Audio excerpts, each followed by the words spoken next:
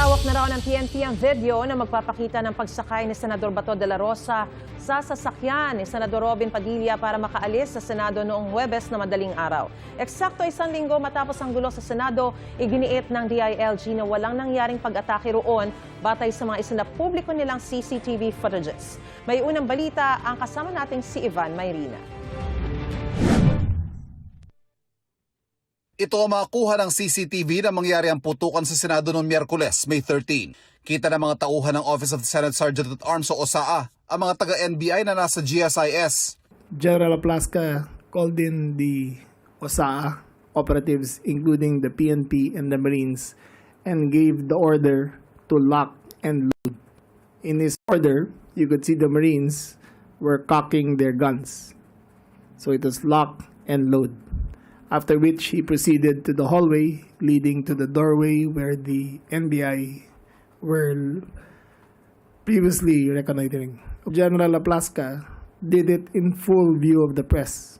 In normal situations, if there is a perceived confrontation, you will clear the building of all personnel because of possible stray fire. However, he allowed them to follow. Maya-maya makikita si Acting Senate Sergeant at Arms Mau Aplasca na una nagpaputok. Mind you, there was nobody there. Gumanti ng putok kay sa NBI agent habang umaatras palayo sa mga taga-OSAA.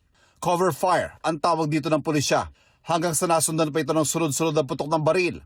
44 na basyong nakuha ng pulisya na karamihan daw ay nanggaling sa loob ng Senado o sa pwesto ng OSAA. Per our ballistics examination, those 44 fired cartridges came from four firearms. So meaning, meron tayong 4 na shooter. Bukod kay Aplasca, tukoy na raw nila ang iba pang nagpaputok ng baril. Inilabas din ng PNP ang CCTV sa GSIS. Nasa 29 na mga taga-NBI ang nakadeploy sa GSIS, nakatabi lang ng Senado. Malinaw daw na hindi naka-tactical gear o wala sa formang makikipagbakbakan ng mga taga-NBI. Taliwas na naging galaw ng OSAA at ng mga kasama nilang Marines. Kasunod daw ito ng hiling ni GSIS President Arnulfo Veloso na naalarma sa mga nangyayari sa Senado at matapos manawagan ng suporta ni Senador Bato de la Rosa. May mga lagusan kasi mula sa Senado papasok sa GSIS at malalagay sa peligro ang mga mamahaling painting na nasa loob at ang seguridad ng gusali kapag nagkagulo sa Senado. Pero bago pa raw yan, umaga pa lang, ay may ginagawa ng pagpapaigting ng seguridad ng GSIS sa kanilang mga lagusan. Alam daw ito ng maintenance management ng GSIS at Senado. They had duly informed the maintenance of the Senate that there was going to be drill work going on in all the doors of the Senate of the GSIS connecting to the Senate. So, hindi gulatan to . At base raw sa resulta ng kanilang investigasyon, malinaw niya na walang nangyaring pag-atake sa Senado. All evidence points that there was no attack on the Senate. I would like to repeat, all evidence points that there was no attack on the Senate. Taliwas ito sa nauna na iginiit ni Senate President Alan Peter Cayetano. I don't think there's any question. The Senate is under attack, was under attack. Isa raw gun-related incident ang nangyari. Sa kabila ng sumpina na isumite ang kanyang ginamit na baril, hindi raw sumipot sa CIDG si Aplasca. Sinisikap namin makuha ang kanyang panig, gayon din si Cayetano tungkol sa mga pahayag ng DILG. Naniniwala rin si Senador Raffy Tulfo na walang nangyaring pag-atake. Nagkaroon ng kaguluhan dahil may nagpaputok. Doon naman nag-umpisa . So, literally, if you look at the perspective on a military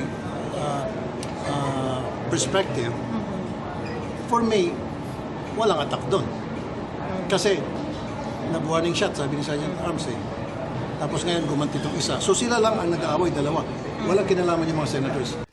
Panawagan ng mga senador, magkaroon ng malawak, impartial at komprehensibong investigasyon. Just to be fair, I want to see the independent investigation.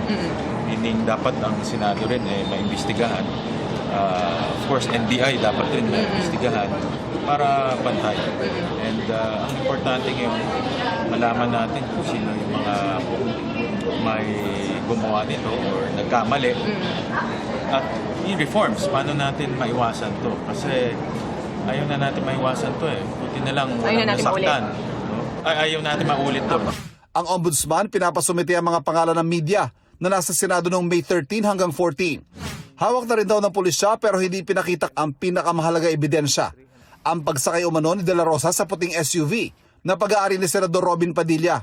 Ang puting SUV yung sasakyan na nakuha na ng GMA News sa lumabas sa Senado noong alas 2:30 na madaling araw noong May 14. Opo, sasakyan ko po yan. Kinumpirma ni Padilla na sa kanya ito.